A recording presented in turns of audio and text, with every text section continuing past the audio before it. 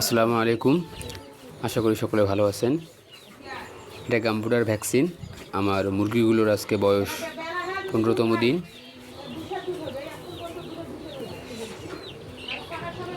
আমি মুরগিগুলোর দ্বিতীয় ভ্যাকসিন, প্রথম ভ্যাকসিনটা দিয়ে দিছি।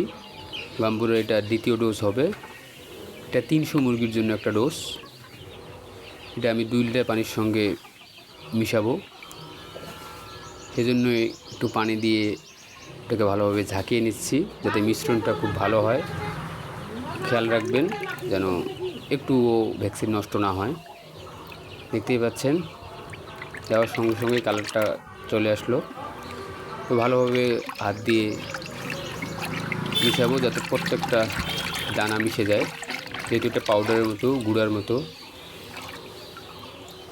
ভ্যাকসিন দেওয়ার আগে অবশ্যই খেয়াল রাখতে হবে যেন মুরগিগুলো তৃষ্ণার্ত হয়। এই জন্য আমি 2 ঘন্টা আগে পানির পাত্রগুলো সরিয়ে নিয়েছিলাম।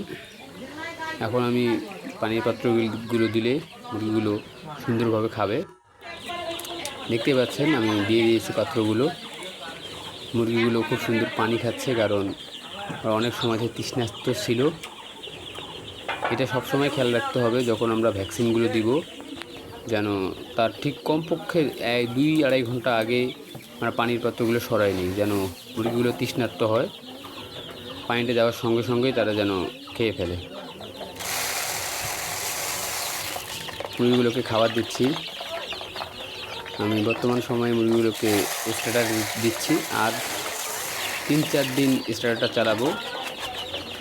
18-19 দিন বয়স হলে আমি ব্রয়লার যে গ্রোয়ার আছে, গ্রোয়ারটা চালাবো।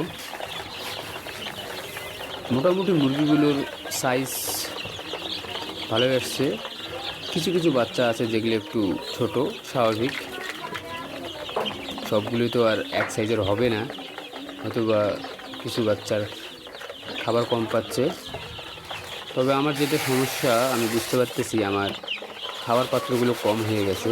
আমার খাবার পাত্র 3টা দেওয়া আছে, আরও 2টা দেওয়া উচিত বলে আমি মনে করি। আরও 2টা পাত্র দিতে হবে, তাহলে সবগুলো মুরগি মনে হয় সমানভাবে খাইতে পারবে। 15 দিন বয়স অনুযায়ী আমি আলহামদুলিল্লাহ স্যাটিসফাইড।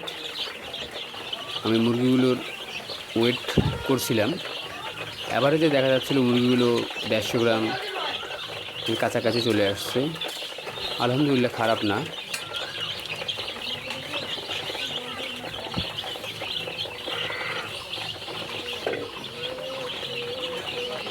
দেখতেই পাচ্ছেন প্রত্যেকটা মুরগি খাচ্ছে, এবং তার সঙ্গে পানি দেওয়া আছে। পানির ভিতরে ভ্যাকসিন আছে, তারা পানিও খাচ্ছে। অবশ্য ভ্যাকসিন দেওয়ার পর এই জিনিসটাও খেয়াল রাখতে হবে, এই ভ্যাকসিন মিশানো পানিটা সর্বোচ্চ 2 ঘন্টা রাখা যাবে। 2 ঘন্টা পর কিন্তু আমাদের এই ভ্যাকসিন মিশানো পানিটা সরাই নিতে হবে। আমার মুরগিগুলোর একটু সমস্যা হয়েছিল কয়েকদিন আগে, বাট আলহামদুলিল্লাহ এখন সব ঠিক। কয়েকদিন আগে আমার 2-1টা বাচ্চা একটু ঝাঁকুনি হচ্ছিল, একটু মুড়িয়ে ছিল, বসেছিল। 2-1টা বাচ্চার মর্টালিটিও আসছে।